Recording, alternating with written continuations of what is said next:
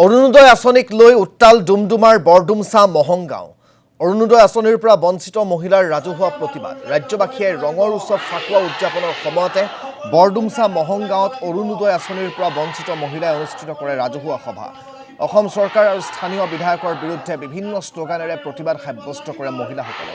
পূৰ্বে আঁচনি লাভ কৰি থকা মহিলাসকলৰ নাম কৰ্তনৰ সম্পৰ্কত সঠিক উত্তৰ নাপালে সোমবাৰে জিলা আয়ুক্তৰ কাৰ্যালয় ঘেৰাও কৰাৰো হুংকাৰ দিয়ে প্ৰতিবাদকাৰীসকলে।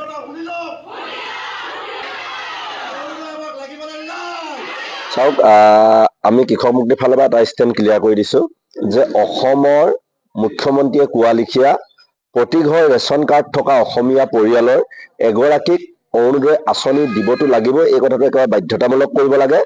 আৰু দ্বিতীয় কথাটো হৈছে 1250 টকাই নহয়, 3000ৰ পৰা তেওঁলোকৰ এইটো নিৰ্বাচনী প্ৰতিশ্ৰুতি আছিল 3000 টকা দিয়াটো, 5000 টকা পৰ্যন্ত অৰুণোদয় টকাকেইটা কৰি দিব লাগে। এইটো হৈছে আমাৰ ফাৰ্ষ্ট ডিমাণ্ড।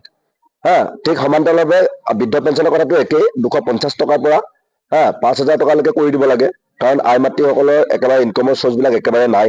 তো এই কথাকেইটা আমাৰ জেনুইন ডিমাণ্ড, কৃষক মুক্তি সংগ্ৰাম সমিতিৰ ফাৰ্ষ্ট ষ্টেণ্ড।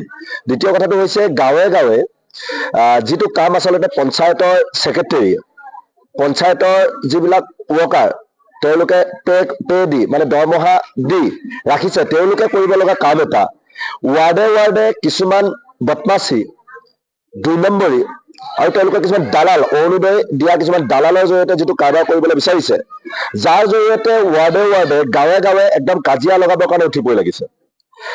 আমি এই কাজিয়া বন্ধ কৰিবৰ কাৰণে অসম চৰকাৰক হিমন্ত বিশ্ব শৰ্মাক আহ্বান জনাইছো, মাৰ্ঘেৰিটা সমষ্টিৰ বিধায়ক ভাস্কৰ শৰ্মাক আহ্বান জনাইছো, আপোনালোকে নেতৃত্ব লওক যে মাৰ্ঘেৰিটাত ডিগবৈত চুৰেণ ফুকন বা শদিয়াত বলিন চেতিয়া বা ডুমডুমাত ৰূপেশ গোৱালা বা তিনিচুকীয়াত সঞ্জয় কিষাণ, আপোনালোকে নেতৃত্ব লওক যে আপোনালোকৰ সমষ্টিৰ ভিতৰৰ গাঁওবিলাকত যাতে নিজৰ জা জলিৰ মাজত যাতে কাজিয়াখন নহয়।